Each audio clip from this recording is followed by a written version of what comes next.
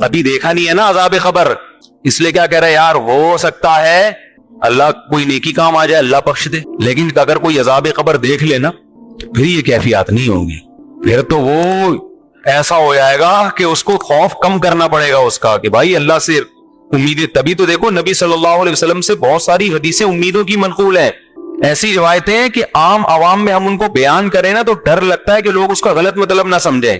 مثال کے طور پر ایک حدیث میں آتا ہے رسول اللہ صلی اللہ علیہ وسلم نے صحابہ سے فرمایا اگر تم سب لوگ گناہ بالکل چھوڑ دو, کبھی کسی سے گناہ ہو ہی نہیں, کوئی غلطی نہیں ہوتی کسی سے, اللہ تمہیں ختم کر دے گا, مار دے گا ایسی قوم.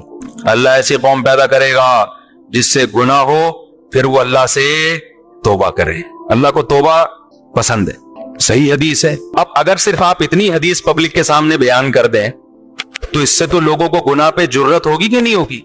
لوگ کہیں گے یار ہم خام خام میں بچ رہے ہیں, بلا وجہ گناہ کر لیں گے پھر توبہ کر لیں گے, کیونکہ اللہ کو گناہ سے بچنے والے بالکل بھی پسند.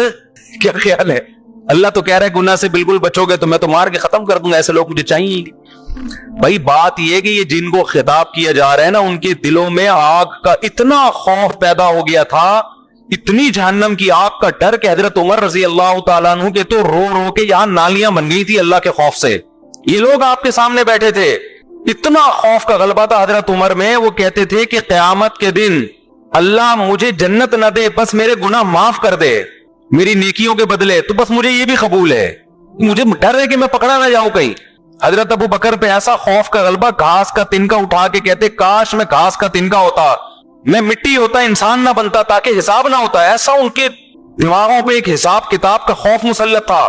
لیکن یہ کیفیت ان کی بھی ہر وقت نہیں ہوتی تھی, تو ایسے لوگوں سے امکان تھا کہ کوئی چھوٹا موٹا گناہ ہو جائے, تو جب ہو جاتا پھر وہ کیفیت بحال ہوتی تو ان کو خوف کا بہت غلبہ, اتنا خوف کہ اس سے انسان عمل میں پیچھے, مایوسی پیدا ہونے لگتی ہے کہ یار ہم تو نیک بن ہی نہیں سکتے, چھوڑو جنت پہ جانے کی. جیسے ایک آدمی کو پتا ہے میں کامیاب ہو ہی نہیں سکتا تو وہ امتحان کی تیاری کرنا چھوڑ دیتا ہے. تو ایسے لوگوں کو کیا کہا جاتا ہے, بیٹا کوئی بات نہیں, اس دفعہ ترقی پاس ہو گئے, اگلی دفعہ کراچی میں تو یہ تسلیوں پہ ہی چل رہا ہے سارا سیٹ اپ نا, بیٹا کوئی بات نہیں اس دفعہ نمبروں سے رہ گئے. اب ایک پڑھنے والا قابل بچہ ہے, آپ کو پتا ہے محنت کر رہا ہے, سی اے کے پیپر دے رہا ہے, سی اے کے پیپر فرسٹ پہلی دفعہ میں نہیں ہوتا, اس میں فیل ہوتے ہوتے ہی انسان پہنچتا ہے. تو پہلا پیپر دیا اس میں نمبر کم آ گئے, 2 نمبروں سے رہ گیا, تو باپ عقل مند ہوگا کیا کہے گا, کوئی بات نہیں بیٹا, شروع میں نہیں کہے گا کہ بیٹا فیل ہو جانا کوئی بات نہیں, اگلے میں محنت, شروع میں تو کہے گا بیٹا پاس ہونا ہے تو نے. اب دیکھ لیا بیٹا محنت کر رہا ہے پھر بھی فیل ہو گیا, تو باپ عقل مند کیا کہے گا, کوئی بات نہیں بیٹا یہ تو سی اے کا پیپر ہے, اس میں تو پہلی دفعہ اگر کوئی پاس ہو جائے تو ایب نارمل ہونے کی علامت ہے, یہ صحیح ہے نا. ہاں اس کا مطلب اس کا دنیا میں پڑھائی کے علاوہ کوئی کام ہی نہیں ہے. جو نارمل لوگ ہوتے ہیں نا وہ فیل ہو کے آگے جاتے ہیں. میں بتا دوں آپ کو, میں جب میٹرک میں آتا نا, میٹرک تک ہم لوگ بڑے اچھے نمبر آتے تھے. میرے بھائی نے کہا یہ پاس ہونے کا شوق صرف میٹرک تک ہی ہوتا ہے, فرسٹ ایئر سیکنڈ ایئر سے بندہ فیل ہونا شروع. تو واقعی پھر الحمدللہ اللہ نے بڑا نوازا, فرسٹ ایئر میں 2-3 پیپر مشکل تھے, ہم نے چھوڑ دیے کہ سیکنڈ ایئر میں دیں گے اس کو, اکٹھے دے دیں گے. تو اور ذہین لوگ مشکل سے ہی پاس ہوتے ہیں, یہ بھی میں آپ کو بتاتا ہوں, ان کا دماغ ادھر ادھر چلتا بہت ہے. لڑکیاں جو پڑھائی میں اتنی آگے ہیں نا, یہ ذہین ہونے کی علامت نہیں ہے, یہ ان کی فکر کیا ہوتی ہے, وہ محدود ہوتی ہے نا. ان کو پڑھائی ہے تو پڑھائی, آدمی کے پاس تو اتنے مسئلے ہیں, وہ چھوڑو بھی کیا کیا مسئلے آپ لوگ کے, تو گھومتا رہتا اس کا دماغ. وہ اگر خود پڑھ رہا ہوگا اور کوئی اس کی کلاس فیلو شوق سے پڑھ رہی ہوگی تو اس کو پڑھتی بھی زیادہ اچھی لگ رہی ہوگی کتاب کی نسبت. کہہ رہے یار سبحان اللہ, اصل تو یہ ہے, ٹھیک ہے نا. اس کا دماغ ایک جگہ ٹکتا نہیں ہے, پھر سوچتا ہے, پھر وہ سیاسی حالات اور پھر بہت سارے آدمی کے دماغ میں نا چیزیں بھری ہوئی ہوتی ہیں. پڑھائی میں نمبر لانے والے 2 قسم کے لوگ ہوتے ہیں, یا تو بہت محنتی ذہین یا بہت بے وقوف.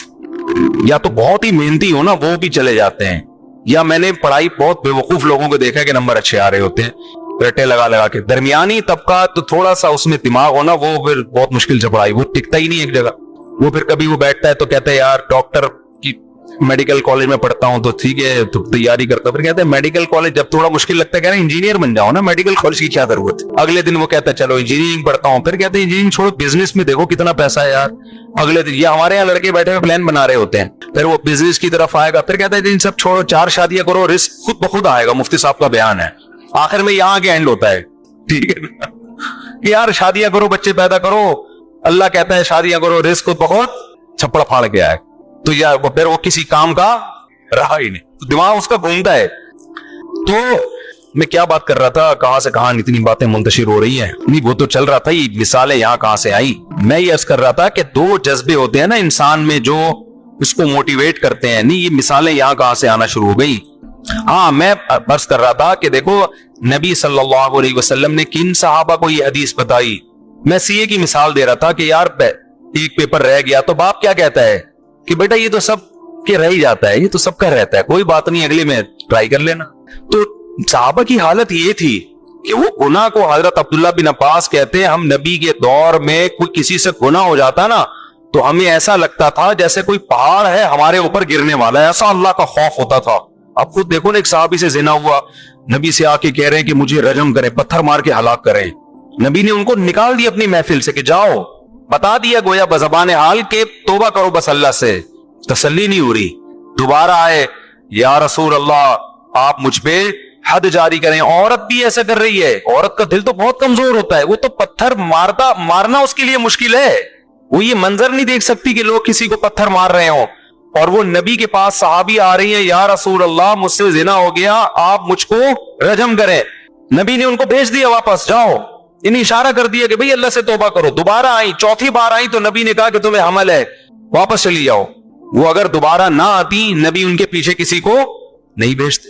کتنا خوف, بچہ جن لیا, بچہ لے کر آئی, یا رسول اللہ اب اس کی جان ضائع نہیں ہوگی کیونکہ بچے کا کیا قصور تھا, آپ مجھے رجم کریں. نبی نے فرمایا اگر تمہیں رجم کر دیا تو اس بچہ تو ماں کے بغیر یہ اس کی تربیت ہی نہیں ہو سکے گی, یہ تو روٹی پانی کا محتاج ہے. دوبارہ چلی گئی, 7 سال کا بچہ ہوا نا روٹی کھانے کے قابل. ہمیں بھی جوش پیدا ہوتا ہے گناہ سے توبہ کا 2 منٹ کے لیے, اس کے بعد ختم. کتنا ڈیلے کیا نبی نے ان کو کہ یہ واپس نہ آئے. وہ واپس آئی, بچے کے ہاتھ میں روٹی کا ٹکڑا کہ یہ خود کھاتا ہے اب. تو پھر ان کو رجم کیا, جنازہ پڑھایا نبی نے. حضرت عمر نے عرض کیا یا رسول اللہ ایک عورت نے زنا کیا, آپ جنازہ پڑھا رہے ہیں. تو نبی نے فرمایا لقد تابت توبۃ لو قسمت بین 70 من اہل المدینہ لوسعتهم. اے عمر اس نے ایسی پیاری توبہ کی ہے کہ اگر مدینہ کے 70 کبیرہ مرتکب گناہگاروں میں اس کو ڈیوائیڈ کیا جائے نا تو ہر ایک کی بخشش کے لیے کافی ہو جائے. 70 آدمیوں کی توبہ اس ایک نے کی ہے, اکیلی نے. تو ایسے خاندانی لوگ تھے, گناہ شیطان نے کرا دیا. ان کو یہ کہا جا رہا ہے, امیدیں دلائی جا رہی ہیں, اتنے مایوس نہ ہو, کوئی بات نہیں, ہو گیا گڑ گڑاؤ اللہ کے سامنے. یہ گڑ گڑانا بھی اللہ کو پسند ہے, اور اتنا پسند ہے کہ اگر سارے ہی نیک بن جائے نا ایسے صوفیوں کو اللہ ختم کر دے گا. اللہ کہے گا معافی مانگنے والے کہاں گئے بھائی. تو یہ ان کے بارے میں, ہمارے بارے میں قطعاً نہیں ہے کہ ہم کہیں یار اچھا ہوا ہم بھی گناہ کر رہے ہیں. بھائی ہم تو, وہ ہماری کیفیات ہی نہیں بن رہی گناہ کر کے, وہ ہمیں خوف ہی پیدا نہیں ہو رہا. تو میں جلدی سے اصل بات کی طرف آتا ہوں کہ بھائی صرف ایمان کافی نہیں ہے, وہ کیفیات بنانا ضروری ہے. تبھی تو قرآن کہتا ہے اذا تلیت علیہم آیاتہ, ایمان والے وہ ہیں جب ان کے سامنے ہماری آیات تلاوت کی جاتی ہیں, وجلت قلوبہم, ان کے دل دہل جاتے ہیں. وَإِذَا سَمِعُوا مَا أُنزِلَ إِلَى الرَّسُولِ, جب یہ اس کلام کو سنتے ہیں جو رسول پہ نازل ہوا.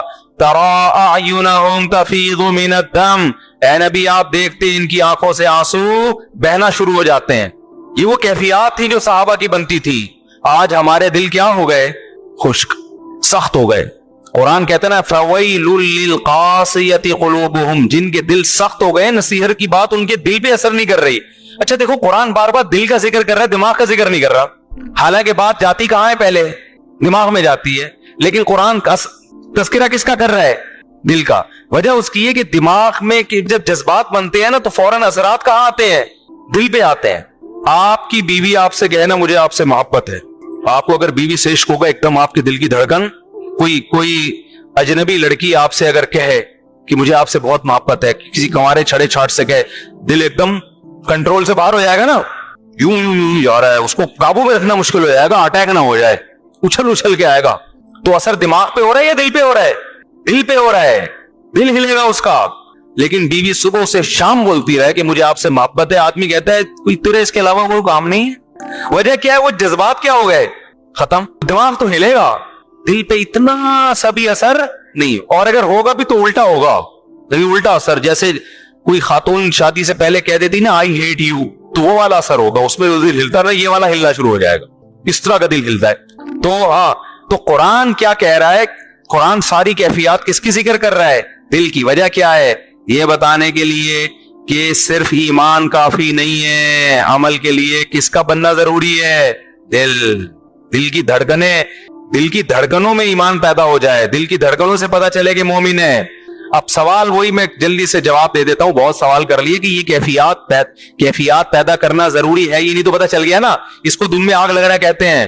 یہ صحابہ کرام میں یہ کیفیات تھی، تبھی میدان جنگ میں تلواریں چل رہی ہیں، اور ایک صحابی نے منت مانی تھی، اللہ دوبارہ جنگ ہوئی تو دیکھ میں کیا کرتا ہوں۔ جب دیکھا جنگ چھڑ رہی ہے، یہ کھجور کھا رہے تھے، انہوں نے کہا چلو کھجور ختم کر کے جنگ میں جاتا ہوں، لیکن کہا کہ جنت قریب کھڑی ہوئی ہے، اے بھائی جنت میرے سامنے، اللہ کی قسم یہ کھجور کھانے کا زمانہ بہت طویل ہے، اتنی دیر میں جنت، نہ ابھی جاؤں گا، اور لڑے اور اللہ کی راہ میں شہید ہو گئے۔ اور ہماری جو جنت پہ کیفیات بنتی ہیں، جنت پہ بیان سن لیا، یہ نہریں، یہ حوریں، تھوڑا سا خیال آتا ہے اچھا ٹرائی کر کے دیکھتے ہیں، تو ایک دن بمشکل اٹھے گا جیسے قبر سے مردے کو اکھاڑا جا رہا ہے، فجر میں آ کے کھڑا ہو جائے گا فجر میں، بس اس کے بعد پھر 6 مہینے تک مارکیٹ سے شارٹ، ورنہ تو یہ بھی نہیں ہوگا۔ تو تم میں آگ لگانے کے لیے علماء کہتے ہیں 2 کام کر لیں۔ آپ سمجھتے ہو کیا کر لیں؟